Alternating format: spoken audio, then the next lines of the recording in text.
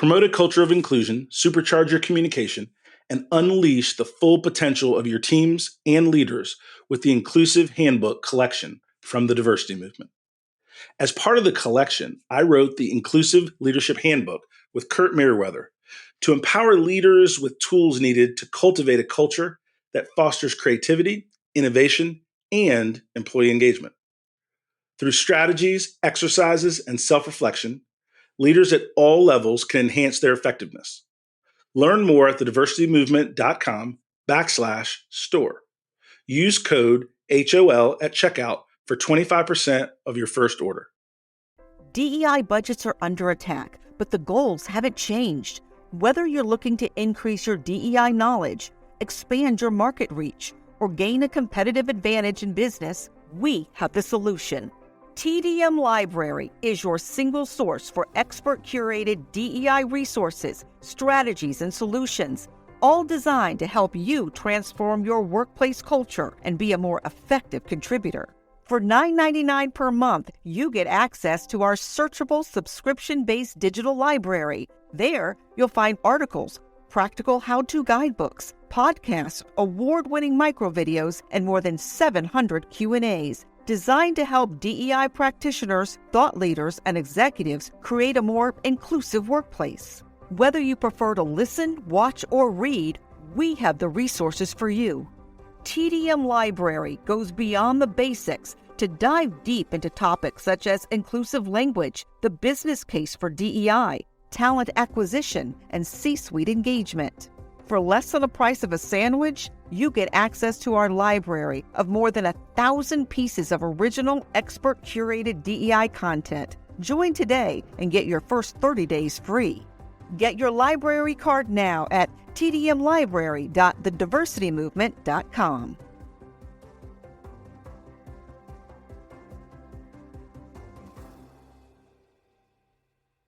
You can't stop me, nothing's gonna stand in my way. Nothing. I'm gonna fly higher.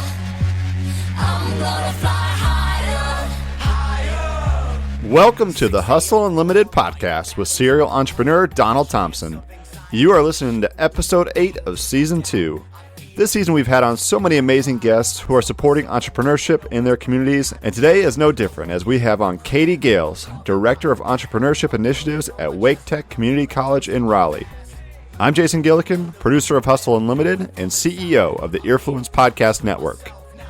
On today's show, Katie Gailes talks about what she's doing both in Wake Tech and outside of Wake Tech, and how she's using both taxpayer dollars and private funding to give businesses, mostly what she calls Main Street businesses, the education, the networking, the support, and sometimes access to funding that they need to thrive in their communities.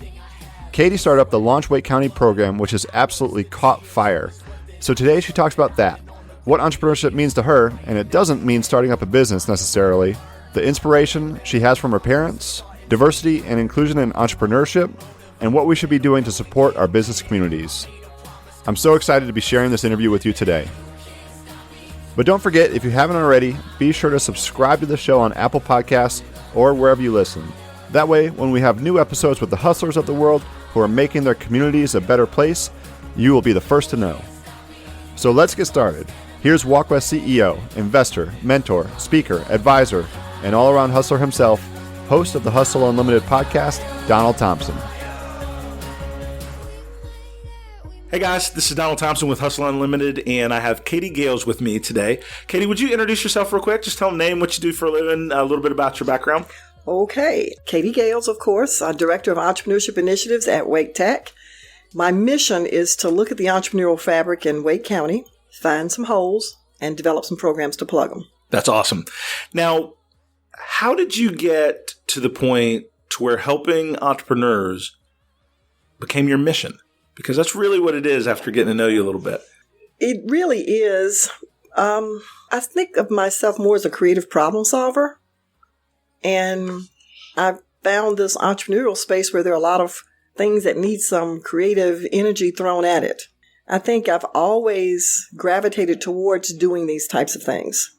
You know, we treat entrepreneurship like it's something brand new and cool. Not true. It's been around forever. We just didn't have the big word for it. So when I looked around my community as I was growing up, or even in my family, entrepreneurship was everywhere. I mean, my father made fishing gear. He made rings out of coins. He raised rabbits for Duke Medical Center. You know, the little white ones with the pink eyes, they were so cute. That's awesome. Yeah, I got to keep them. And then they would disappear. And we wondered where they went. They went over to Duke. My mother, they called them dressing chickens, but you know what that means, right? For farmers who wanted to sell the chickens already prepared to cook. She took care of that for them.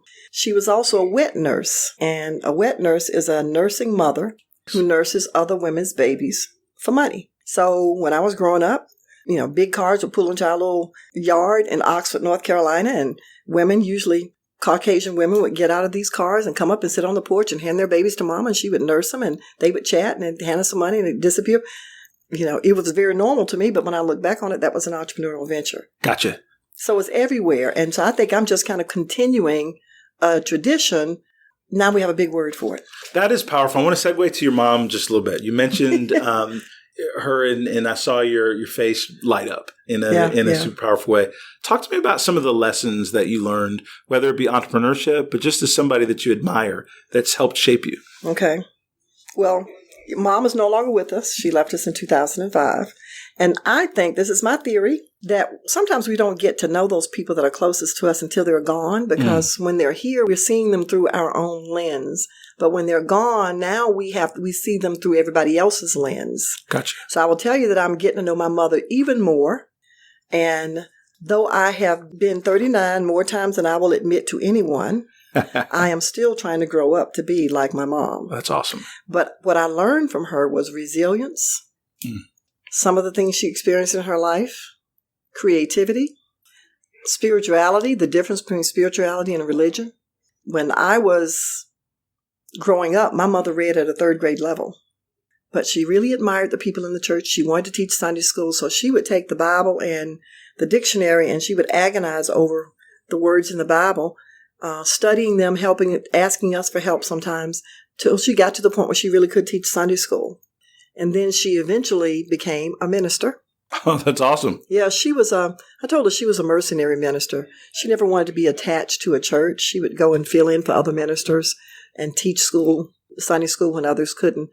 But anyway, I learned from her the difference between religion and spirituality, because my mother eventually became this person who was like a wise sage. She had a Muslim physician.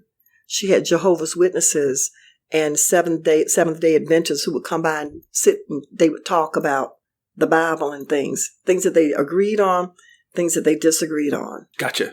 So no, that's awesome. I think we are all shaped by our parents. I'm the son of a football coach, and I learned toughness and teamwork. Yes. My mom is a former insurance executive, and she always taught me to ask the question why, and never assume just based on what somebody told me that was the absolute truth. And so she kept my mind always exploring curiosity. And TV was fun, but having a library card gave me a source of knowledge. Now, kids today don't know anything about a library card. That's true. But I used to have a library card, and I would go and pull out books and different things, and she helped me to read. And so that's really powerful to hear the lessons that you learned from your mom. And I feel the same way about my parents and mom in particular. When I look at your corporate career, you spent time in marketing, in PR. Yes. Right? Worked at IBM for a while. Yes. Right. What are some of the things that you learned in the larger company context that helped you as an entrepreneur? I think that when I look back at it, what I really learned from my corporate career is the value of having processes. You know, sometimes as entrepreneurs, we get this passion. We're excited about something. We just go for it. And we're making it up as we go along. But at some point, and that's wonderful and exciting, and that's how one of my programs actually started. But at some point, you have to stop and put some rules in place and put some processes in place. I think that's a very powerful thing, because when we start businesses, we want those businesses to grow, have business value. At some point, we want to make some money. And in order for you to not just own a job, you've got to build a business that can live without you. Yes. And that's the process that you're talking about. And so I'm a big believer in that. And that makes a lot of sense.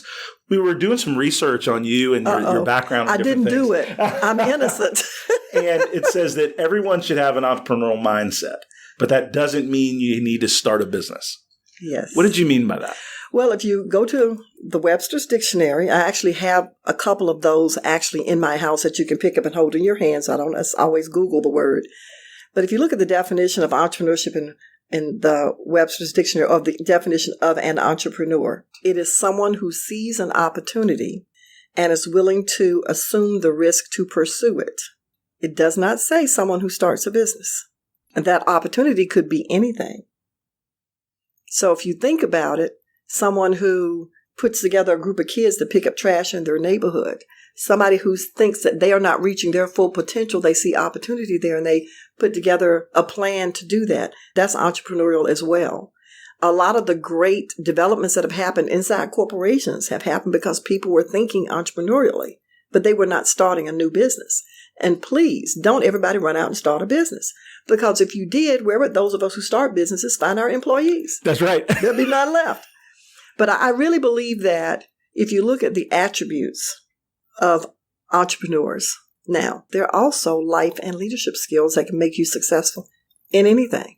That's awesome. I was thinking about what traits I think are key for success as an entrepreneur, but are also key for success in life. Because I really think entrepreneurial characteristics, those are the life and leadership skills of the future. Amen. I think it's inner drive or motivation. It has to come from inside of you. You can't sit around and wait for somebody else to make you do things. Curiosity and a willingness to change.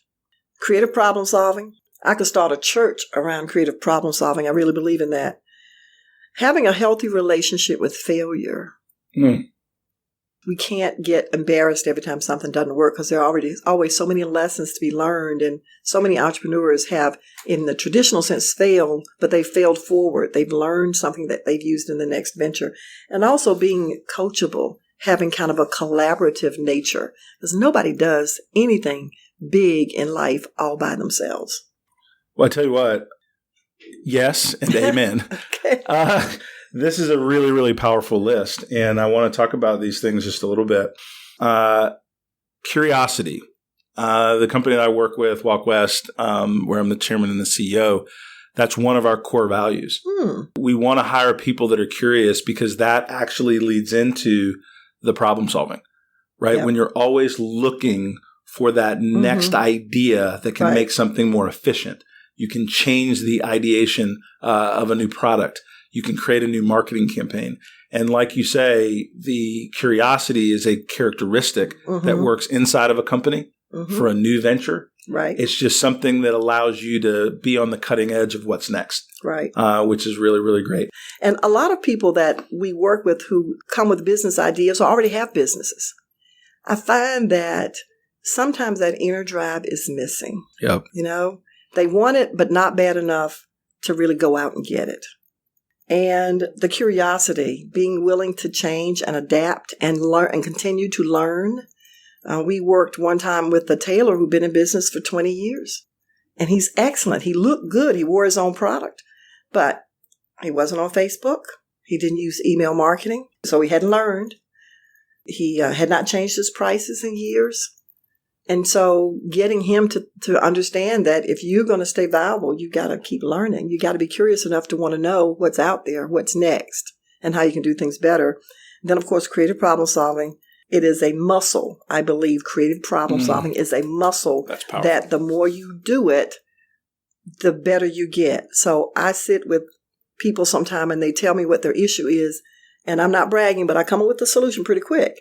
But I've worked that muscle a lot in working with people. That is really powerful. Yeah. And the creative problem solving being a muscle. A lot of times people think that others succeed based on being more talented.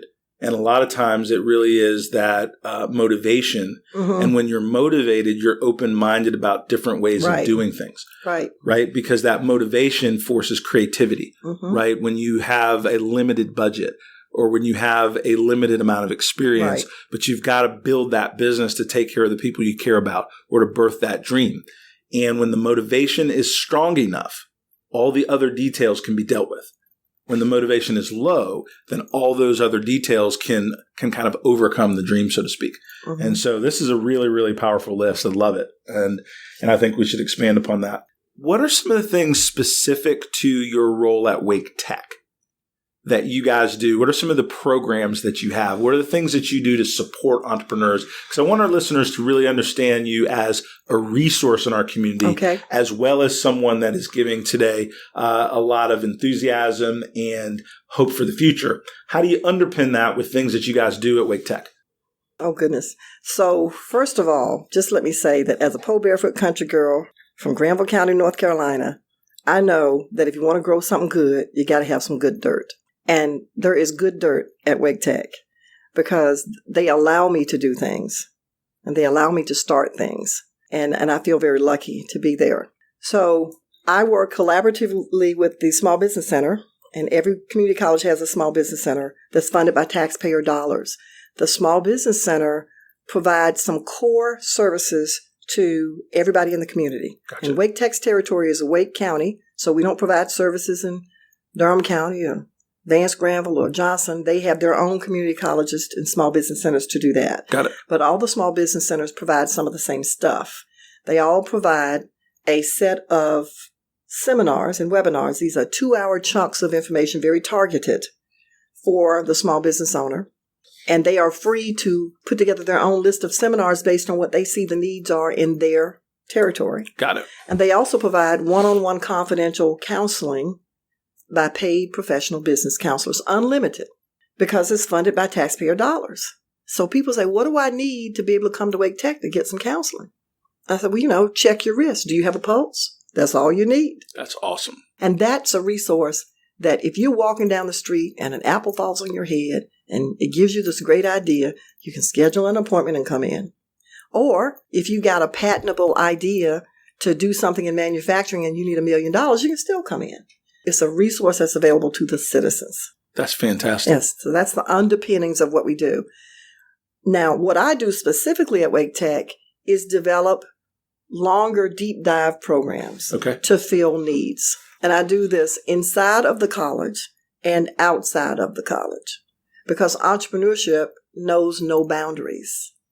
I say entrepreneurship drives everything. So let me talk about what I do outside of the college first, because it's evolved into something fairly significant.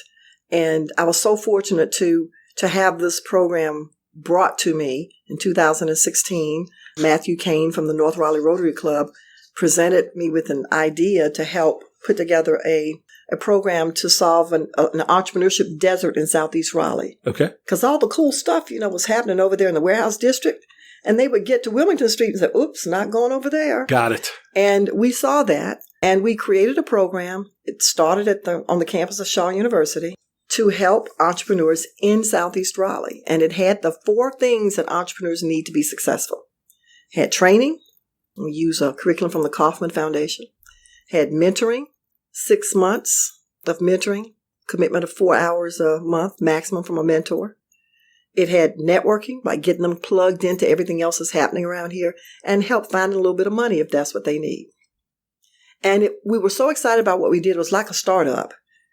There were a bunch of us in the room. We ended up with 8 collaborating partners, including the HBCU, Shaw and St. Augustine City, and Rotary Club, and That's SCORE, awesome. and Carolina Small Business Development Fund, and Wake Tech, and Passage Home. We were all in there. And we were just crunching away, making this program work. And I'm wearing the orange hat today, and tomorrow I'll wear the green hat. And we were so excited that Rotary International let us put up a website called LaunchMyCity so we could share what we've done with the world. And then it caught fire, and it's become a movement. So right now, Launch Wake County is my flagship program. We have so many things going on. I had to put an umbrella around what I'm doing. There are 7 towns in Wake County that all have launch programs: Apex, Cary, Holly Springs, Knightdale, Raleigh, Roseville, and Wake Forest. And my mission, my goal, is to have one in every one of the towns in Wake County eventually. And there are 12 towns. So we're a little over halfway there. That is phenomenal. Yeah, so far we've trained 229, mostly Main Street entrepreneurs. And with the 82 that are going through right now, by December it'll be 311. So we're basically creating a Wake County Chamber of Commerce. That is super powerful. When you think about the reach of these entrepreneurs, how do you get the word out more about what you're doing?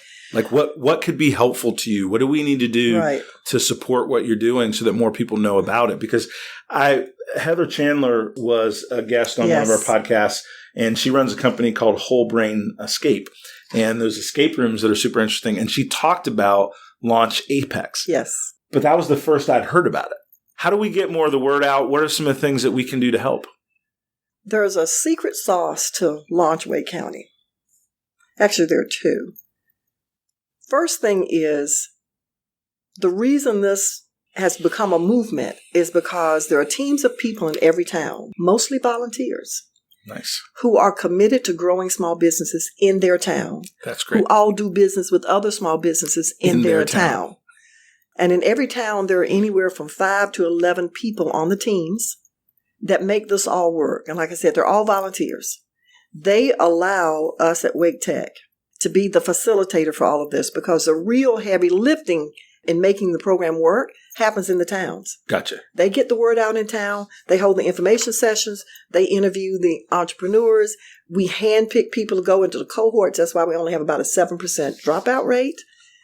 They get support from local businesses to feed them every day before class. Wake Tech comes in and we pay for the training with private dollars that we've raised. And we are the convening organization. So when we have a reunion, Wake Tech handles that. Gotcha. So the secret sauce is the fact that this is community-based. That is awesome.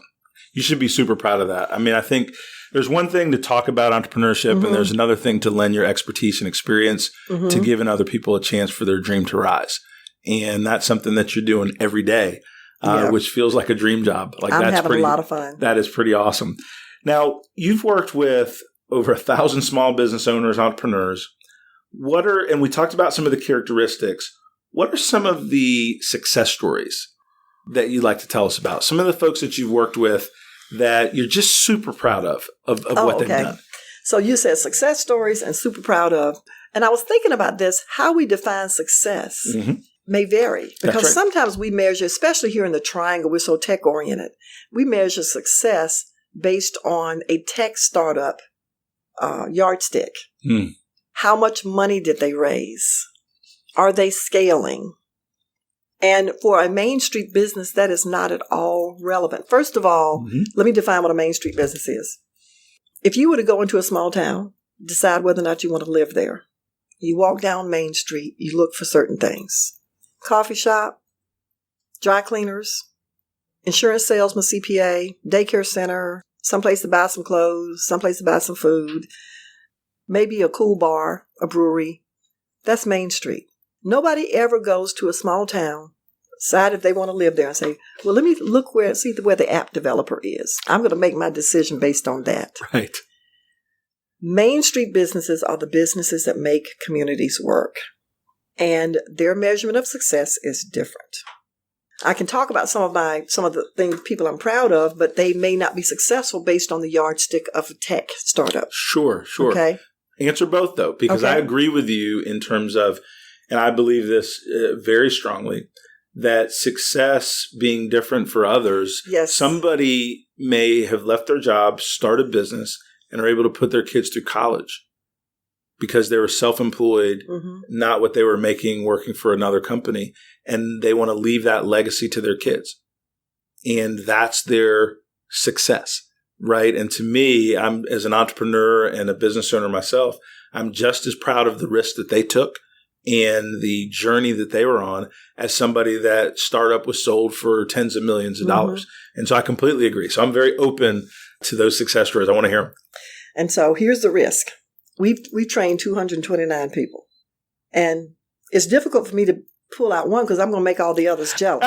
Fair enough. Of course, we're very, I'll talk about in general terms. That'll be fine. Of course, you've already had Heather on here. We're very, very proud of Heather. And she's a prime example of somebody who came in with a great idea and the commitment and the hard work, and the fact that she's already in the black and her business is not a year old is wonderful. What makes her successful is she's in consistent activity around her business. That's right. Okay. Some people have come through and decided that their business idea was not viable.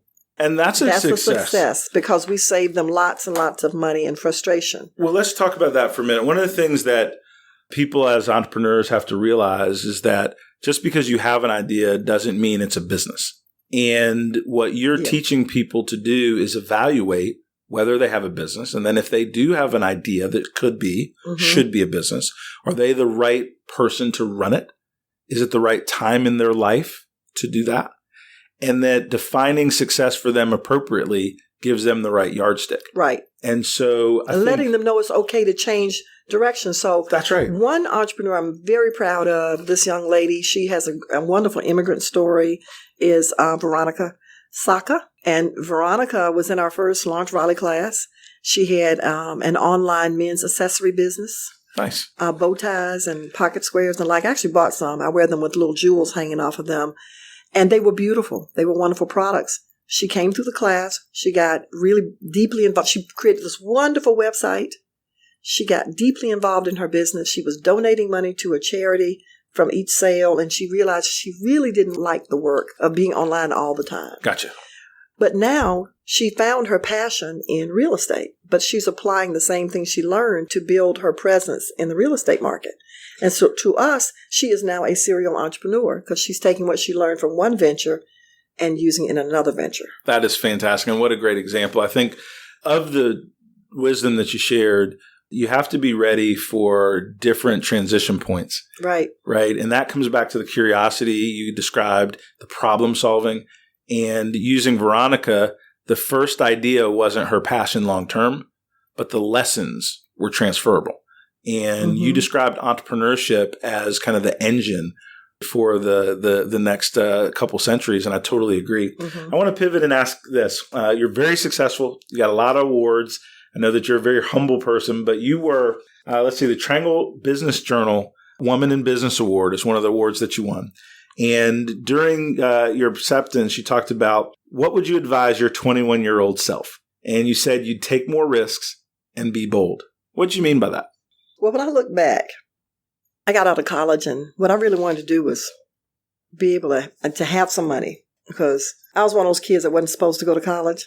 I mean, I threw my stuff in the trunk of my boyfriend's car and I went over to college and I was the first one. I'm lucky number 11 of 12 children. And I don't know, I hope my mother thought that was lucky. But anyway, I was the first one to go to college, graduate from college.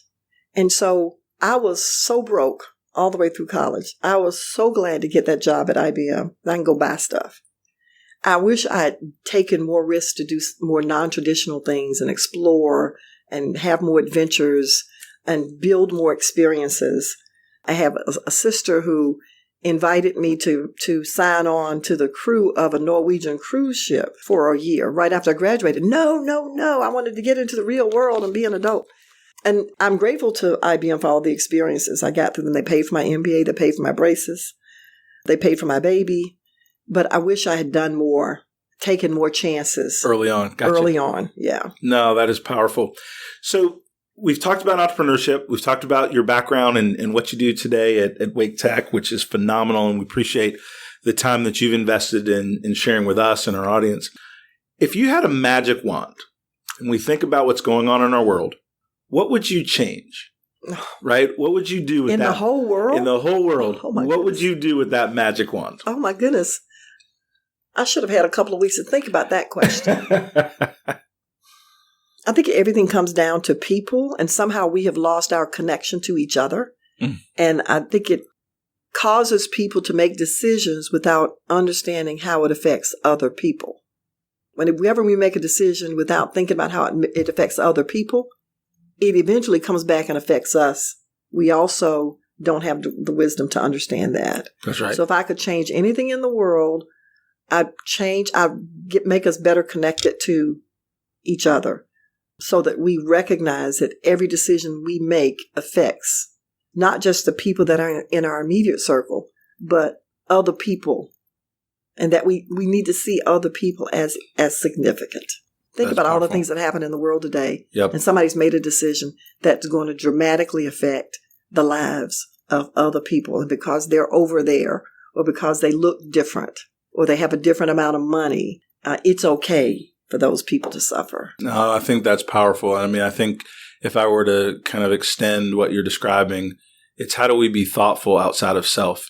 Yes. And that, unfortunately, and hopefully we'll get it back, but we've lost some of that humility and we've lost some of that sense of community. Mm-hmm. It's pretty amazing with all the social things that are supposed to connect us, how that we far become antisocial. that we become antisocial and how far we are apart. And Yes. so I think that's words of wisdom that hopefully we can continue to move forward in that way. So I didn't get a chance to tell you about the internal stuff we're doing at Wake Tech. Please do. Because Launch Wake County is so cool. But several years ago, I started something called Startup at Wake Tech that's about to be renamed, but I can't tell you what the new name is going to be. And the mission of Because you don't know, or it's a super secret? It's a super secret. Okay. It hasn't officially been. Okay, got but it. It's going to make sense, and it's going to be really Awesome. cool once it comes out. But I wanted to bring entrepreneurship more into Wake Tech, and also bring Wake Tech more and make it more of a player in the entrepreneurial ecosystem. Got it. A lot of cool stuff happens inside of Wake Tech that small businesses can benefit from. So at Startup at Wake Tech, any instructor can request a speaker. They can pick from some canned lectures, and all they have to do is say time, date, and place, and somebody shows up. And so any instructor can infuse entrepreneurship into their course at Wake Tech. We also have a 3-year partnership with our graphic design program, where every year I bring in a group of entrepreneurs to pitch to the students. The students pick the ones they want to take on as their clients for 4 months, and they become their branding agency. In the past 3 years, we've probably done about $50,000 worth of free branding work for a dozen entrepreneurs. I think that's very cool. That's awesome. We are infusing into our barber school and cosmetology schools entrepreneurship training, because those people are definitely entrepreneurs, though most don't think of themselves that way. And I'm really excited about this. We have 2 English as a second language classes going right now, programs. And in these classes, there are people from multiple countries. What they have in common is they're new to this country and they're trying to learn the language. Well, we are now offering a Launch Your Own Business class for people who are learning the language. So as they learn the language, they can also learn how to start a business. That's phenomenal.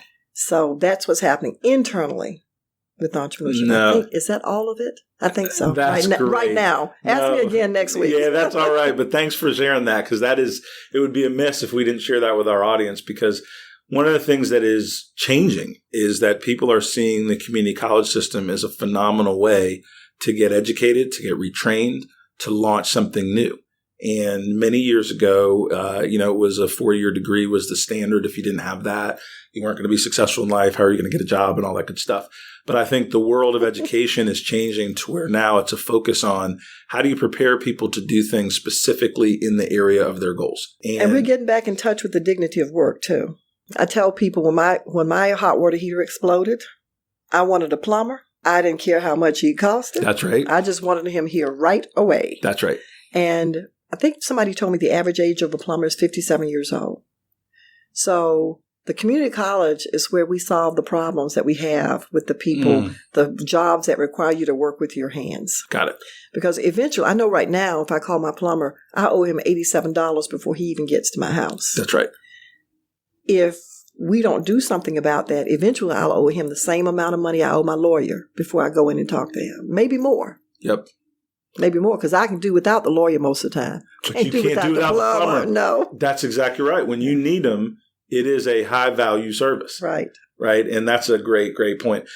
Well, we have enjoyed having you. Thank you. I'm even more excited about Wake Tech than even before. And we've known each other for a little bit now. Yeah. And one of the success stories of our connectivity is when I learned about the small business initiatives at Wake Tech. One of the things that we did at Walk West is partner with you all to build out a social media curriculum and actually build out a partnership with Wake Tech. And so we're in our 2nd year of doing that and training students in the social media construct, because it's a way to get jobs that are well-paying. It's a way to move up in your current job, because marketing and communication is starting to touch every type of business. And so we're super excited about the introductions that you've made for us to be able to do that. And maybe we can work something else out. That's exactly right. We're very open, and especially now that we have the content. You were talking about some of the courses in the Small Business Center and different things. We now have a lot of content that can be repurposed for a lot of different reasons. So it is my hope and expectation that we continue to stay in touch. And the next thing that we're working on here at Walk West is diversity and inclusion. And so we're actually building out an online certification course in and around D&I. And we're pulling together experts. Several folks on my team are going to training in January to get certified. And we believe that helping companies in marketing is only part of it. If you don't have a workforce that is diverse and powerful and chasing ideas, then you're not going to be the best you can be as a company. And so we're taking it on as our mantra to be an example. And by being an example, you've also got to teach what you're doing that's working. Well, then the Launch County program, sometimes I get these numbers reversed. I should have brought my cheat sheet with me, but we have 60 to 70% minority, 60 to 70% women in our Launch County program. It's awesome. And it's a curated program where people apply, they're interviewed and hand selected. I think that entrepreneurship and the small business network has always been diverse, because minorities, people of color, especially Black women, start more businesses than anybody. So it's always been diverse. What has not been diverse is the infrastructure and the systems that have been put together to support those small businesses. So the programs that are out there that don't reach deep enough into the community to find those people, the capital programs that aren't patient enough to invest in anything other than tech, the events that are always held in the same place and never held out there in the community where they can be accessible, that's what's not diverse. Gotcha. I think that's powerful. And one of the things that is important is to illuminate the success stories of what is working, but not forget where we still have gaps. And I think to your point, in the Research Triangle Park, our ecosystem for entrepreneurship is growing. It's thriving. There's lots of success stories, but that doesn't mean we have arrived, right? That there's not more great work to do. So if you plot it, almost everything is happening in the same places. And I know success attracts success, but we're tending to put the resources in the same places all the time where they're really not needed. It's cool to be out there, but it's not needed. If we were to plot everything on a map, we would find that the eastern part of Wake County and some parts of Raleigh not getting any resources. Gotcha. But there are small businesses out there. You know, people out there starting businesses. We're just not taking the resources out there to them. Now, it's okay if we have stuff here. If they want to come on over here where everything is, fine. But if we're really, really serious about growing this entrepreneurial ecosystem, we would take the resources to where the entrepreneurs are. And I think that's why the Launch Wake County movement has grown, because everything that we do in Apex happens in Apex. Everything happens in Cary. Everything we do in Knightdale happens in Knightdale. We go to Knightdale. We don't tell the people in Knightdale, come over to a Wake Tech campus. Got it. Everything that we do for the Roseville people happens in Roseville. You've taken powerful knowledge and made it local. That's right. Make it accessible to everybody. No, I think that's awesome. Diversity and inclusion, in my mind now, is a topic that everybody nods, yes, it's good. And we need to move to how do we implement programs, processes, and support so that we can move the needle for underserved communities and educate along the way. And super proud of the work that you're doing in that area. You. That's awesome. Anything you'd like to share that we haven't covered? Just that, entrepreneurship and small businesses are the ones who anchor our economy. They also anchor communities, and they feed elephants. So I know that a lot of our traditional economic development efforts are aimed at bringing in the next elephant. But elephants eat grass, and the entrepreneurs are the grass. They serve those big companies, and we got to make sure we have a really healthy entrepreneurial ecosystem in order to have a healthy economy. I'm going to let you have the last word. That was powerful and a great way to end our time together. Katie, thank you so much for spending time with us. My pleasure. And sharing your wisdom. It was great. That was Katie Gailes from Wake Tech and the Launch Wake County program. You can find more information on Launch Wake County by going to LaunchMyCity.org. And if you want to hear from one of the graduates of the program, we had one on Hustle Unlimited, and that was Heather Chandler from Whole Brain Escape on episode 1 of season 2. Thanks for tuning in, everyone, and thanks to Katie Gailes for sharing what she's doing to make the business community in Wake County more knowledgeable and successful. This episode was edited and produced by me, Jason Gillikin, for Earfluence. For more on the Earfluence Podcast Network, visit earfluence.com or check us out on social media. We're at Earfluence Media.